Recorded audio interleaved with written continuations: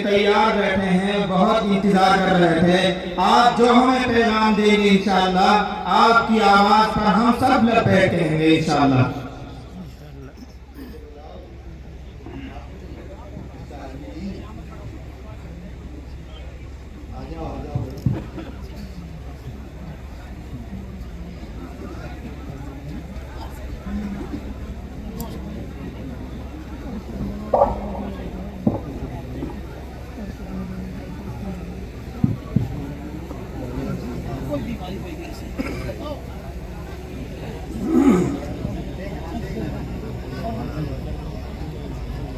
بسم اللہ الرحمن الرحیم.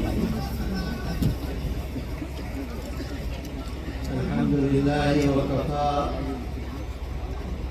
وسلام علی عباده الذین اصطفی. اما بعد. میرے محترم بزرگوں اور بھائیوں، پیغام تو قائد ملت جانشین شیخ الاسلام صدر المدرسین دارالعلوم دیوبند صدر جمعیت علماء ہند اور امیر الہند حضرت مولانا سید ارشد مدنی دامت برکاتہم تشریف لائیں گے اور وہی ہمیں اور آپ کو سب کو پیغام دیں گے انشاءاللہ. میرے دوستو، اتنا بڑا مجمع الحمدللہ دیکھ میرا دل باغ باغ ہو گیا. اللہ تعالی ہمارے اور آپ کے آنے کو قبول کر لے. سب سے پہلی مبارکباد بہت اہم وہ تمام مسلمانان میوات کو پیش کرنا چاہتا ہوں، دینا چاہتا ہوں کہ یہ پورے ہندوستان کے مسلمانوں کا سر اونچا کر دیا. میوات کے مسلمانوں نے جس کا تصور نہیں تھا. ابھی جو الیکشن گزرا مسلمانوں نے ایک جگہ یکسو ہو کر بغیر کسی اختلاف کے ووٹ دیا. اس کا نتیجہ یہ ہے کہ سارے ہندوستان پر مسلمانوں کا اس یکجائی کا اثر ہے الحمدللہ، اور پورے ہندوستان کے مسلمانوں کی عزت بڑھی ہے. میرے دوستو، جمعیت علماء ہند اور جمعیت علماء ہند کے اکابر، آج یہ امارت شریعہ کا اجلاس ہے. امارت شریعہ کا تصور، امارت شریعہ کا ذہن، امارت شریعہ کی ضرورت اس ملک میں کس نے پیدا کی، کس نے دی؟ ہمارے اکابر الگ الگ پلیٹ فارم بنائے، الگ الگ کام کیے. شریعت کی حفاظت، شریعت کی بقا، اس کے لیے امارت شریعہ کا قیام عمل میں لائے. آج سے نہیں، 250 سال پہلے جمعیت علماء ہند کی جو سوچ ہے، اکابر علماء سب سے بڑے عالم حضرت شاہ عبدالعزیز محدث دہلوی رحمۃ اللہ علیہ نے آج سے 250 سال پہلے اس چیز کو محسوس کیا کہ ہندوستان میں مسلمانوں کی شریعت کی حفاظت کے لیے ایک الگ پلیٹ فارم ہونا چاہیے. میرے دوستو، یہ پلیٹ فارم ایسا پلیٹ فارم ہے، مدارس سے جو متعلق ہیں وہ بھی، تبلیغی جماعت سے جو متعلق ہیں وہ بھی، اہل حدیث جو ہیں وہ بھی، درگاہی نظام سے جو تعلق رکھتے ہیں وہ بھی، جتنے مسلمان اللہ اور اللہ کے رسول پر ایمان رکھتے ہیں وہ سب کے سب امارت شریعہ کے پلیٹ فارم پر ایک جگہ جمع ہو سکتے ہیں. ہماری اور آپ کی ذمہ داری یہ ہے کہ ہم ان تمام لوگوں کو ایک جگہ جمع کریں. یہ آج نہیں، 250 سال پہلے حضرت شاہ عبدالعزیز محدث دہلوی نبی رحمۃ اللہ علیہ نے یہ تصور کیا تھا جمعیت علماء ہند کا پلیٹ فارم 100 سال تک مسلمان ہندوستان کی آزادی کے لیے اپنی جانوں کا نذرانہ پیش کرتا ہے. 100 سال. دلی کا کمشنر تھا ڈاکٹر ٹامسن.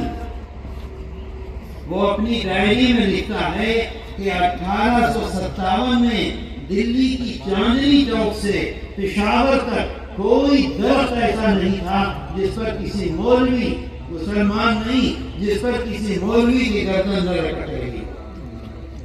جب آزادی کی جدوجہد کی ضرورت پڑی جمعیت علماء ہند نے وہ ایک الگ پلیٹ فارم بنایا.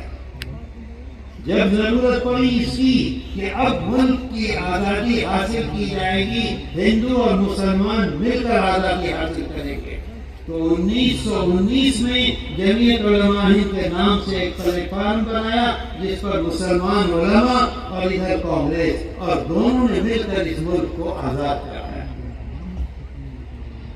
آج ہمارے پاس جو یہ حق حاصل ہے کہ ہم نے مدرسے کی بلڈنگ ہے, اس کے یہ میناریں ہیں, اس کی یہ محرابیں ہیں, ہمارے سر پر ٹوپی ہے, ہمارے چہرے پر داڑھی ہے, ہم اللہ اکبر کا نعرہ لگاتے ہیں دن میں 5 دفعے. یہ ہمیں حق کس نے دیا, کس نے دلایا؟ یہ جمعیت علماء ہند کی وہ خدمات ہیں 150 سال. وہ جو ڈاکٹر ٹامسن لکھتا ہے وہ خدمات ہیں کہ مجبور ہوئے اور جمعیت علماء ہند کے لیے ہمارے اکابر نے یہ جو دستور ہے, آپ نے ابھی دلی میں دیکھا ہوگا کتنی بڑی کانفرنس کی جمعیت علماء ہند نے. آئین ہند ہمیں دستور نے جو اختیارات دیے ہیں, جو حقوق دیے ہیں, وہ حقوق ہمیں ملے کیسے؟ یہ ہمارے اکابر کی دین ہے, یہ جمعیت علماء ہند کی دین ہے. وہی ہمارے اکابر نے شریعت کی حفاظت کے لیے عمارت شریعت. آج دیکھ لیجئے, میں گزارش کروں گا جو یہاں کے امیر ہیں, جو ضلعوں کے ذمہ داران ہیں, ان سے کہ اس میں تمام لوگوں کو جمع کر لیں. فدائے ملت جانشین شیخ الاسلام امیر الہند ثانی حضرت مولانا سید اسعد مدنی نور اللہ مرقدہ نے مجھے خود سنائی کی یہ بات. مراد آباد کے قریب ایک جگہ ہے حسن پور میں بہت بڑے بڑے خان مالدار تھے. خود سنایا مجھ کو کہ خان کے باغ میں ایک درخت تھا وہ کھیت میں, اور اس کھیت کی ڈالیاں دوسرے کھیت میں آ گئی.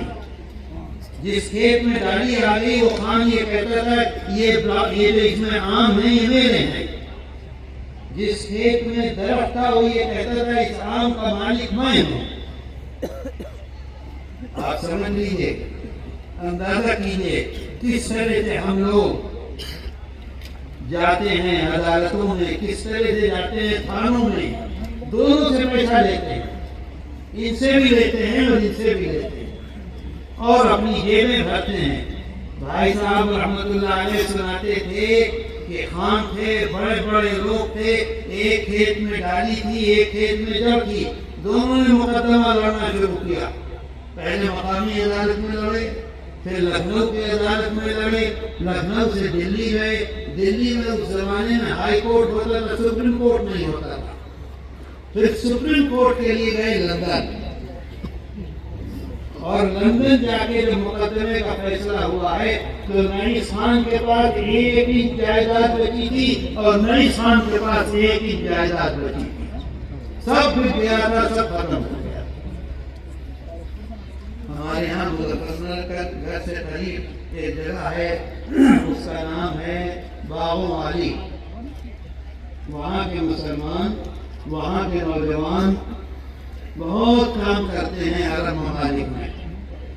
ایک تھانے دار 25 لاکھ روپے رشوت دیتا ہے کہ اس کو وہاں بھیج دیا جائے 6 مہینے کے لیے. تو میرے دوستو ان تمام مصیبتوں سے بچنے کے لیے، ان تمام چیزوں سے اپنی حفاظت کے لیے جمعیت علماء ہند نے یہ ایک پلیٹفارم دیا ہے ہمیں اور آپ کو، امارت شرعیہ ہند۔ بات سمجھ میں آئی؟ آئی بات سمجھ میں کہ نہیں؟ میرے دوستو مجھے بتاؤ، عدالتوں میں جاتے ہو تو کیا ہوتا ہے؟ تھانوں میں جاتے ہو تو کیا ہوتا ہے؟ کیسی مصیبت، کیسی بربادی آتی ہے؟ تو اللہ کا شکر ہے ہمارے اکابر جمعیت علماء ہند ہر کام کے لیے ہمیں راستہ بتایا، ہر چیز کے لیے راستہ بتایا ہے۔ آج اللہ کے شکر سے ہندوستان میں مسلمان اپنی شریعت کے مطابق، اپنی مسجدوں کے ساتھ، اپنی نمازوں کے ساتھ، ذمہ داری کے ساتھ موجود ہے۔ یہ صرف جمعیت علماء ہند کے اکابر کی دین۔ بات آئی سمجھ میں؟ عمل کرو گے انشاءاللہ، عدالتوں میں نہیں جاؤ گے، امارت شریعہ کی طرف سے جگہ جگہ وہ قائم ہیں دارالقضا، اپنے معاملات وہاں لے کر جاؤ گے۔ میرے دوستو اس کے ساتھ ساتھ ایک طرف اور، کیونکہ نماز میں 10-15 منٹ ہیں، اللہ کے رسول صلی اللہ علیہ وسلم فرماتے ہیں، ایک دفعہ صحابہ بیٹھے ہوئے تھے، صحابہ کی موجودگی میں اللہ کے رسول صلی اللہ علیہ وسلم نے ایک واقعہ سنایا، ترمذی شریف میں ہے اور دوسری حدیث کی کتابوں میں ہے، جب اللہ نے اس دنیا کو پیدا کیا۔ میرے دوستو دنیا جو ہے وہ گول ہے یا چوکھوٹی ہے؟ بتاؤ، گول ہے۔ چاند سے دیکھیے تو دنیا گول نظر آتی ہے۔ تو جب دنیا پیدا کی تو پیدا کرنے کے بعد یہ گول تھی، گول تھی تو نہ ادھر رک رہی تھی، نہ ادھر رک رہی تھی، نہ آگے رک رہی تھی، نہ پیچھے رک رہی تھی، ادھر ادھر ایسے ایسے۔ تو اللہ نے اس دنیا کو اپنی جگہ روکنے کے لیے پہاڑوں کو پیدا کیا، اور جیسے میخ لگائی جاتی ہے ایسے پہاڑوں کی میخ لگا دی دنیا میں، اور دنیا اپنی جگہ رک گئی۔ جب دنیا اپنی جگہ رکی تو فرشتوں نے اللہ سے پوچھا کہ تو نے جو دنیا بنائی ہے، اس دنیا میں سب سے زیادہ طاقت والی چیز، اس کا مطلب یہ ہے کہ یہ پہاڑ ہیں؟ بات سمجھے آپ میری؟ یہ پہاڑ ہیں، یہ پہاڑ آ کے دنیا کو پکڑ لیا، میخ کی طرح سے ٹوٹ گئے، تو دنیا جو ایسے ایسے ہل رہی تھی وہ اپنی جگہ رک گئی۔ تو اللہ نے کہا نہیں، پہاڑوں سے زیادہ مضبوط میں نے دنیا میں ایک چیز بنائی ہے، ان پتھروں سے زیادہ مضبوط۔ فرشتوں نے پوچھا وہ کیا؟ یہ اللہ کے رسول صلی اللہ علیہ وسلم بتلا رہے ہیں، غور سے سنیے گا، عمل کی نیت سے۔ فرشتوں نے پوچھا وہ کیا چیز؟ کیا پتھر سے بھی زیادہ کوئی مضبوط چیز ہے؟ اللہ نے کہا ہاں۔ کیا وہ کیا ہے؟ تو کہا کہ وہ میں نے بنایا ہے لوہا۔ بتاؤ لوہا مضبوط ہے پتھر سے کہ نہیں؟ آج کل طرح طرح کی مشینیں آ گئی، کھٹ کھٹ کھٹ کھٹ کھٹ کھٹ کھٹ ایک دم پتھروں کو ایک طرف کر دیتے۔ تو حیرت میں تھے فرشتے سب کے سب، اللہ کے سامنے حاضر تھے۔ تو انہوں نے پوچھا کہ اس کا مطلب یہ ہے کہ سب سے زیادہ مضبوط چیز دنیا میں لوہا ہے؟ اللہ نے کہا نہیں، لوہے سے بھی زیادہ مضبوط چیز میں نے پیدا کی ہے۔ بتاؤ لوہے سے زیادہ کیا ہے مضبوط؟ بولو۔ آگ کس نے پیدا کی؟ کس نے پیدا کی؟ کیا ہمارے اندر طاقت ہے؟ تو اللہ نے جواب دیا فرشتوں کو کہ میں نے آگ بنائی ہے۔ آگ جو ہے وہ لمحوں میں لوہے کو پانی بنا دے گی۔ میں ذرا مختصر کر رہا ہوں، وقت کم ہے۔ تو فرشتوں نے اللہ سے پوچھا کہ اس کا مطلب یہ ہے کہ دنیا میں سب سے طاقت والی چیز پتھر، پتھر سے زیادہ طاقت لوہا، لوہے سے زیادہ طاقت آگ، تو آگ سب سے زیادہ طاقت والی چیز ہے؟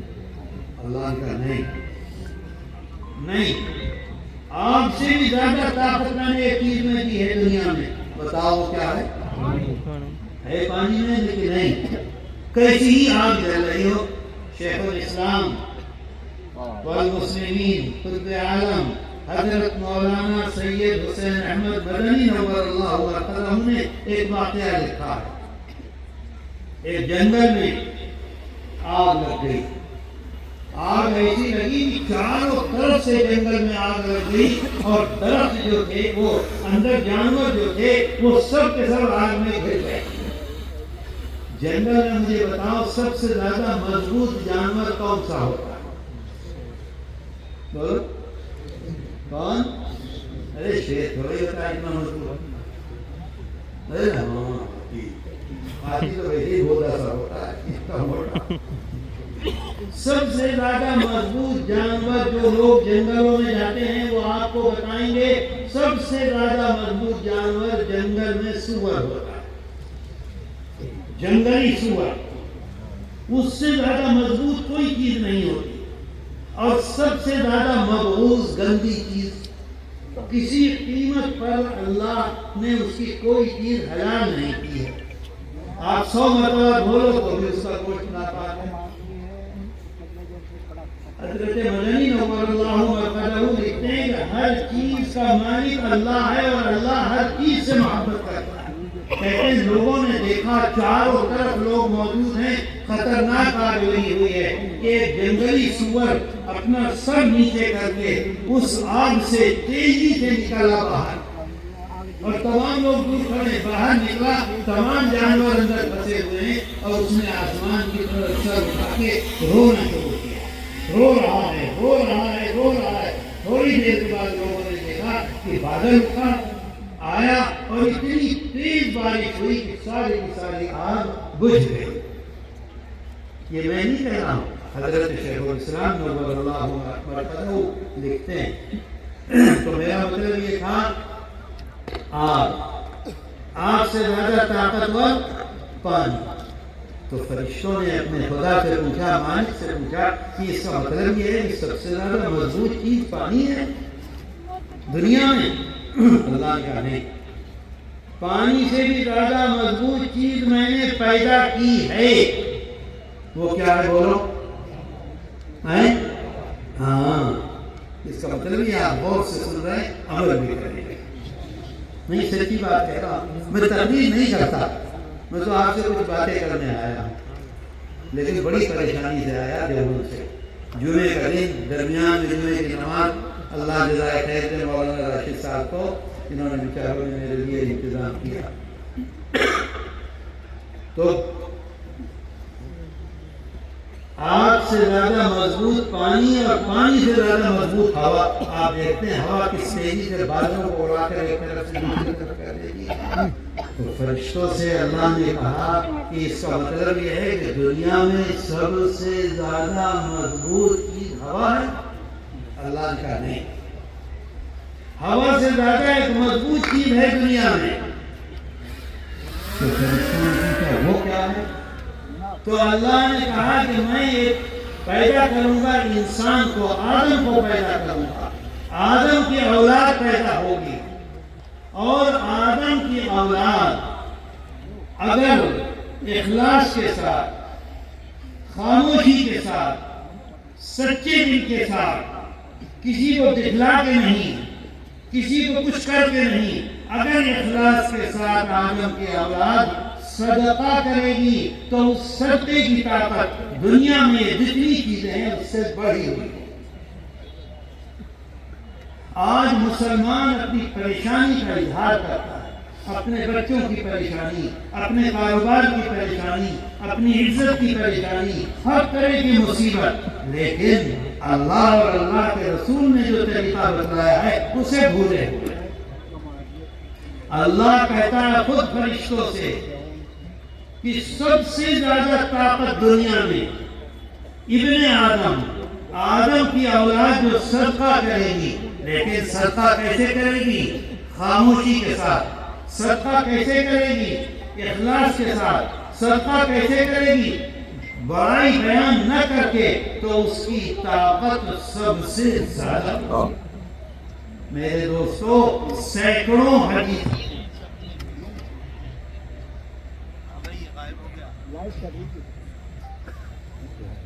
میرے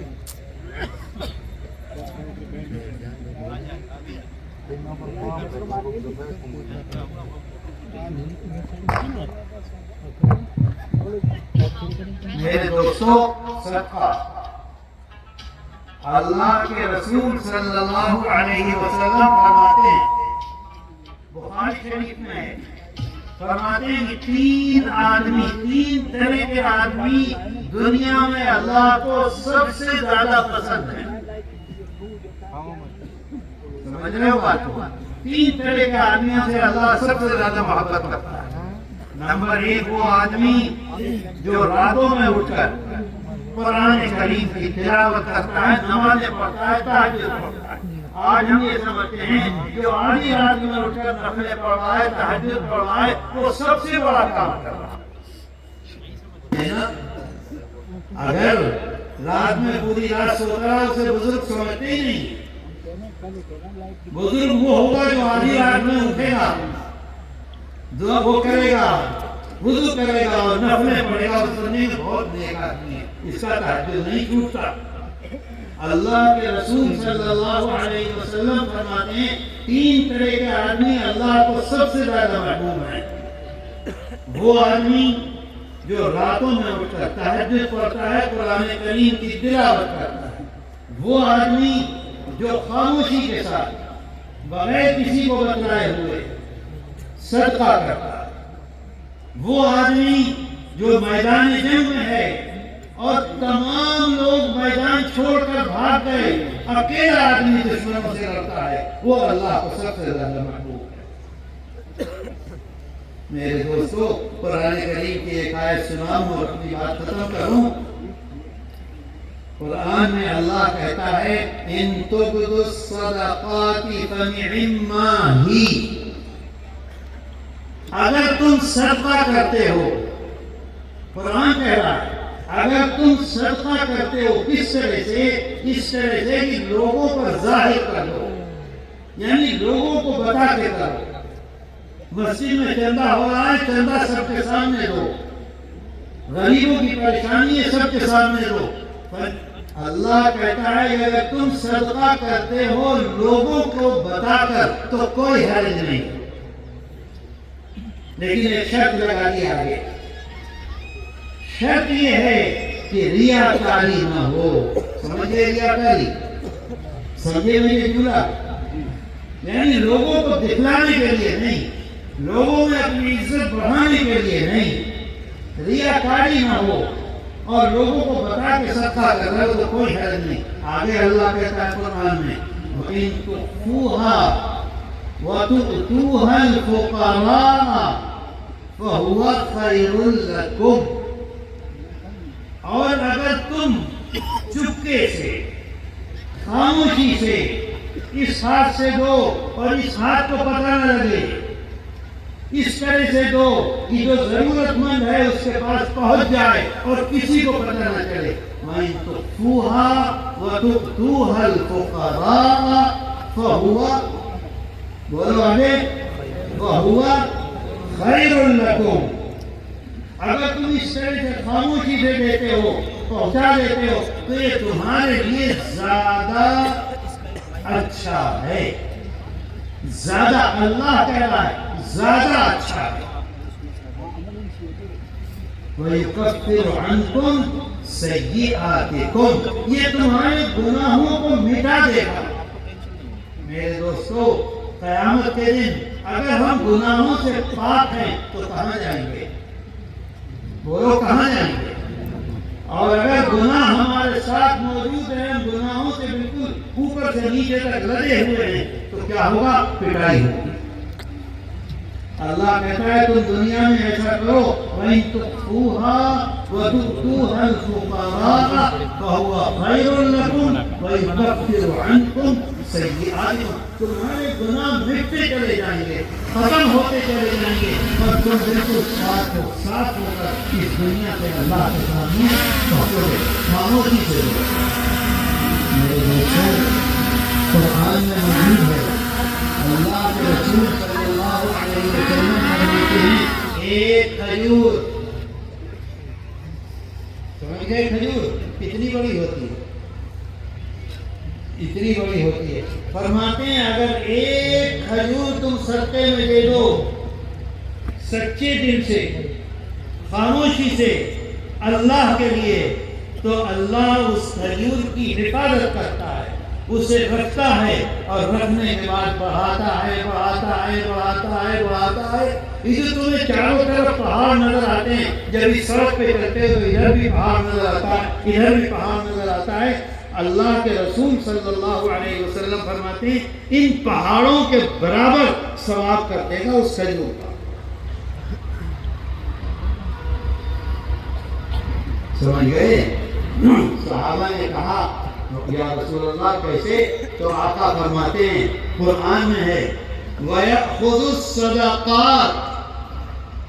اللہ تعالیٰ جب ہم صدقہ دیتے ہیں, جب ہم پیسہ دیتے ہیں, جب ہم اپنے اناج میں سے کچھ دیتے ہیں, جب ہم اپنی کمائی میں سے کچھ دیتے ہیں تو اللہ تعالیٰ سیدھے ہاتھ سے اس کو قبول کرتا ہے. کیسے قبول کرتا ہے؟ سیدھے ہاتھ سے. اللہ کے رسول صلی اللہ علیہ وسلم فرمانا نہیں کرتا, سیدھے ہاتھ سے قبول کرتا ہے. اور پھر آگے فرماتا ہے قرآن میں اللہ وَيُرْبِ الصَّدَقَاتِ, صرف قبول نہیں کرتا بلکہ اس کو بڑھاتا ہے بڑھاتا ہے بڑھاتا ہے. صحابہ نے پوچھا کیسے بڑھاتا ہے یا رسول اللہ؟ فرمایا کہ تمہارا اونٹ بچہ دیتا ہے, تمہاری گائے بچہ دیتی ہے, تمہاری بھینس بچہ دیتی ہے اور تم اس بچے کو پالتے ہو دودھ پلاتے ہو, اچھی طرح سے رکھتے ہو, آہستہ آہستہ آہستہ آہستہ آہستہ اتنا بڑا ہو جاتا ہے, اتنا بھاری ہو جاتا ہے. اسی طرح سے اللہ اتنا خوش ہوتا ہے تمہارے صدقے سے, اس کی حفاظت کرتا ہے, حفاظت کر کے اسے بڑھاتا ہے بڑھاتا ہے بڑھاتا ہے اور بڑھاتے بڑھاتے پہاڑ کے برابر کرتا ہے. میرے دوستوں بات آ رہی سمجھ میں؟ کرو گے عمل؟ کرو گے؟ آج ہی سے کرو گے؟ دیکھو ایک بات سن لو, علماء بتلاتے ہیں کہ ایک نیکی کرو 10 کے برابر. من جاء بالحسنۃ فلہ 10 امثالها. ہے نا, جانتے ہیں 1 کا 10 بہت ہے, 1 کا 10 ملے گا, دے دو 1 کا 10 ملے گا. صدقے کے بارے میں اللہ کہتا ہے قرآن میں مثل الذین ينفقون اموالهم فی سبیل اللہ کمثل حبۃ انبتت 7 سنابل فی کل سنبلۃ 100 حبۃ. صدقہ جب دو گے تو اللہ کے ہاں سے بدلہ 10واں نہیں ہوگا, 20واں نہیں ہوگا, بلکہ اللہ کے ہاں بدلہ شروع ہوگا 700. قرآن میں کہہ رہا ہے اللہ, ایک دانہ گیہوں کا ڈالتے ہو, ایک ہی دانہ ڈالتے ہیں اپنے کھیت میں کہ نہیں؟ اچھا گیہوں کا جو پودا آتا ہے تو اس پودے میں کئی بال ہوتی ہے؟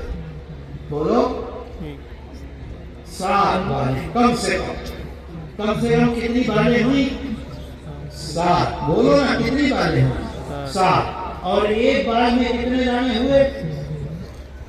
قرآن کہتا ہے 100 کم سے کم. گن لینا آپ جائیں اپنے گھر میں, بال دیکھ لینا, بال میں سے دانے گن لینا, 100 سے کم نہیں ہوں گے, 100 سے زیادہ ہوں گے. تو ایک دانے کی 7 بالیں اور ایک بال میں 100 دانے, تو کتنے دانے ہوئے؟ 700. 2 چیزیں ایسی ہیں اسلام میں جس کا اجر اللہ یہ کہتا ہے فرشتوں سے کہ تم صرف لکھ دو کہ اس نے 100 روپے صدقہ کیا. تم صرف یہ لکھ دو کہ اس نے رمضان میں 30 روزے رکھے, بس. اب اس کے آگے اس کو کتنا اجر دوں گا, کتنا ثواب دوں گا, یہ میں لکھوں گا. واللہ, اسی آیت میں قرآن میں کہتا ہے اللہ واللہ یضاعف لمن یشاء. کیا کہا اللہ نے؟ واللہ یضاعف, جتنا چاہتا ہے. 2 چند, 2 کا 4, 4 دنی 8, 8 دنی 16, 16 دنی 32, کتنا کرے گا اس کو کوئی لکھ نہیں سکتا. اس وجہ سے حدیث میں آتا ہے اللہ کہے گا صرف لکھ دو, اس کا اجر میں لکھوں. تو میرے دوستو آج یہ فیصلہ کر کے اٹھو کہ ہر آدمی روز آنا صدقہ کرے. بولو کرو گے پورے مجمع سے ہاتھ اٹھاؤ روز آنا. اچھا اللہ کے رسول صلی اللہ علیہ وسلم کو صحابہ کرام رضوان اللہ علیہم اجمعین نے پکڑ لیا اور فرمایا کہ یا رسول اللہ آپ نے اتنا صدقے کے بارے میں فرمایا، اتنا فرمایا، ہمیں یہ بتا دیجیے کہ کتنا صدقہ ایک آدمی کرے گا جس سے اللہ راضی ہو جائے. آئی بات سمجھ میں؟ تو اللہ کے رسول صلی اللہ علیہ وسلم نے فرمایا، فوراً فرمایا، ایک لمحہ توقف کیے بغیر فرمایا اتنا صدقہ کرو کہ تمہارے مال میں 1% کمی نہ آئے. سمجھ گئے بات کو؟ 1% اذان ہو گئی. کیا کہہ رہے ہیں آپ؟ کیا کہہ رہے ہیں؟ بند کر دوں؟ نہیں آپ کیا کریں؟ بند کر دوں؟ بات نہیں کروں کون ہے آپ؟ اس لیے بیٹھے آپ کی بات نہ کریں لا جاؤ گے. میں تو بات سنی ختم کر رہا ہوں بھائی، معاف کیجیے گا مجھے ذرا پریشان کرنا تھا، ان کو کوئی نہیں کرنا. تو اللہ کے رسول صلی اللہ علیہ وسلم فرماتے ہیں 1% کمی نہ آئے. میرے دوستو اگر آپ کی جیب میں 1000 روپے ہیں، 1 روپیہ صدقہ کیا تو کچھ پریشانی ہوگی؟ سچ بتا دو. اگر آپ کے کھیت میں 10 من دانا ہوا، 1 کلو دانا اس میں دے دیا تو کچھ کمی آئے گی؟ نہیں آئے گی نا. تو یہ نہیں اللہ چاہتا ہے تم اپنے بچوں کو غریب کر دو. نہیں، دل دیکھتا ہے کیا ہے دل میں، کس طرح سے دے رہے ہو. اللہ کو کیا ضرورت ہے کروڑ روپیہ دے دو تو اس کے لیے کچھ نہیں، ارب روپیہ دے دو تو اس کے لیے کچھ نہیں. وہ تو ایسا بادشاہ ہے کہ سارے عالم کا بادشاہ ہے.